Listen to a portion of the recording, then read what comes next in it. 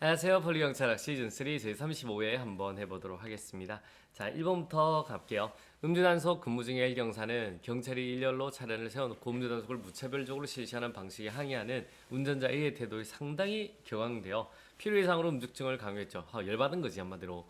코엔간 벨트버가 제시한 경찰등의 기준에 비춰올 때 어떤 점이 가장 미흡하다고 볼 수 있는가? 공정한 접근, 시민과 생명의 재산의 보호, 팀워크, 냉정한 객관성. 정답 몇 번? 4번이죠. 냉정하고 객관적 자세가 제일 부족하네요. 정답은 몇 번? 4번 되겠습니다. 갑니다. 경찰 인권보호 규칙상 진정의 기각 사유에 해당하지 않는 것은요. 우리가 혹시 이렇게 배웠나요? 싸인구 아니면 기각 이렇게 배웠습니다. 그러니까 각하라는 거는 형식 요건을 갖추지 못하면 각하시켜요. 근데 많이 들어와서 오케이 네 말이 맞아 내 들어줄게 라고 하면 인용합니다. 오케이 안 들어줘 미안해 못 들어주겠어 그러면 기각하는 거예요. 아시겠습니까? 네 말 들어준 게 맞는데 미안해 안 할게. 그게 이제 사정 재결, 사정 기각, 사정 판결이라고 보시면 되고요. 자 일단은 요 기각 볼게요. 사인구. 자 우리 진정 내용 사실이 아니거나 사실 여부로 확인하시 불가능하다. 그러면 기각이죠. 진정의 원인이 된 사실의 공소시효, 징계시효, 우리 민사상 시효 등이 모두 완성돼. 그러면 이제 이거는 형식이 다툴 수가 없어요. 뭐 끝났는데 뭐 이거는 각하의 사유입니다. 각하. 그 다음에요. 우리 진정의 내용 이미 피해복이 이루어진 등 따로 조치가 필요하지 않다. 여러분 따로 이제 구제 조치가 필요하지 않네요. 그래서 구제 조치가 필요하지 않다. 그럼 기각해야죠. 반면에 진정 내용이 사실이나 인권 침해에 해당하지 아닌 거 여러분 인권 침해에 해당하지 않네요. 그러면 오케이 이거는 우리 기각해야죠. 정답은 몇 번? 2번이 되겠습니다. 어려움이 없다. 갑니다. 3번 한번 가볼게요. 국가경찰과 자치경찰의 조직 운영에 관한 법률의 내용으로 옳지 않는 것은요. 자, 우리 시도자치경찰위원회는 정기적으로 경찰서장의 자치경찰 사무 수행에 관한 평가 결과를 우리 경찰청장에 통보합니다. 경찰청에 이용한다. 왜냐하면 잘 보세요. 왜 시경위가 경찰서장의 자치경찰 사무의 수행에 대한 평가 결과를 청장한테 보고하냐면 시도청장이 아니라 경찰청장이면 경찰청장이 임명권자입니다. 서장이. 그래서 경찰청장에게 통보한다라고 보시면 되겠고요.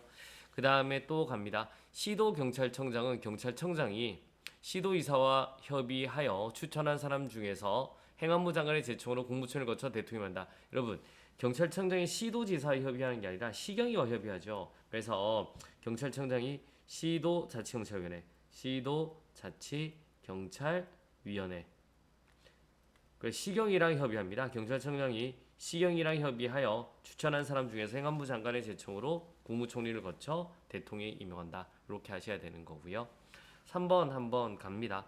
국가경찰위원회 위원은 행안부 장관의 제청으로 국무총리를 거쳐 대통령이 임명한다. 맞는 말 되겠습니다. 시경위의 회의는 정기적으로 개최해야 되는데 다만 위원장이 필요하다고 인정하는 경우나 위원 2명 이상이 요구하는 경우 시도의사가 필요하다고 인정하는 경우에는 오케이 임시회의를 개최할 수 있다. 맞는 말 되겠습니다. 어려움이 있다 없다? 없다. 갑니다. 4번 되겠습니다. 행정심판과 행정소송의 차이로 틀린 것은요. 자, 행정심판은 위법뿐만 아니라 부당한도 되죠. 하지만 소송은 미흡한 것만 됩니다. 오케이. 자, 행정심판은 의무이행심판이 인정되죠. 하지만 행정소송은 부작위보항의 소송만 인정됩니다. 오케이. 거부처분에 대한 잘 봐요. 이 의무이행심판 두 개가 있죠. 거부처분에 대한 의무를 이행해라. 부작위에 대해서 의무를 이행해라. 이게 다 되는데 소송은 부작위보항의 소송만 있는 거예요. 자, 행정심판은 통제적 성격이 하나 소송은 권리구제적 성격이 하나 맞습니다. 행정심판은 행정 스스로의 통제잖아요. 그래서 통제적 성격이 굉장히 강하고 소송은 내가 억울해요 법원 가서 이제 권리구제를 받는 거예요. 이렇게 보시면 되고 행정심판에서는 불이익 변경 금지 원칙이 적용되지 않으나 소송에서는 불이익 변경 금지 원칙이 적용된다. 아니죠. 행정심판, 행정소송 모두 다 불이익 변경 금지 원칙이 적용된다라고 하셔야 됩니다. 그래서 정답 몇 번? 4번. 했는데 더 불이익하게 때릴 수는 없다라고 보시면 돼요. 정답은 4번이 되겠습니다. 자, 5번 되겠습니다. 다음 중 경찰상 의무이행의 확보수단에 대한 설명으로 옳지 않는 것은요. 자, 경찰상 의무이행의 간접적 확보수단으로 경찰벌, 집행벌, 금전적 제재, 비금전적 제재가 있다. 맞습니다. 이렇게 보시면 되고, 오케이. 경찰벌 맞죠? 그 다음에 우리 집행벌, 그 다음에 금전적 제재한다. 비금전적 제재가 있다. 맞고요. 그 다음에 대집행 절차는 개통실비, 그래서 개통실비의 징수이다. 맞습니다.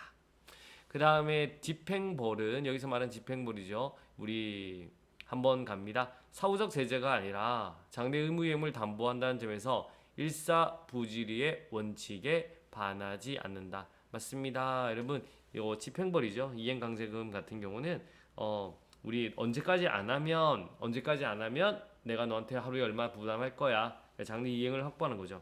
그래서 사후 제재 같으면 너 안 했기 때문에 얼마 때린다는데 집행부는 이행강제금 이거예요. 그래서 우리 여기서 말하는 경찰벌하고 집행부를 같이 때릴 수 있는 거예요. 너가 만약에 불법 중출만 하면 안 되는데 했기 때문에 내가 너 과태료 때리는 거고, 한 달 안에 만약에 네가 우리 철거하자면 한 달이 지난 하루마다 뭐 500씩 내가 제시할 거야. 그렇기 때문에 일사부지의 원칙에 적용 반하지는 않는다라고 보시면 돼요.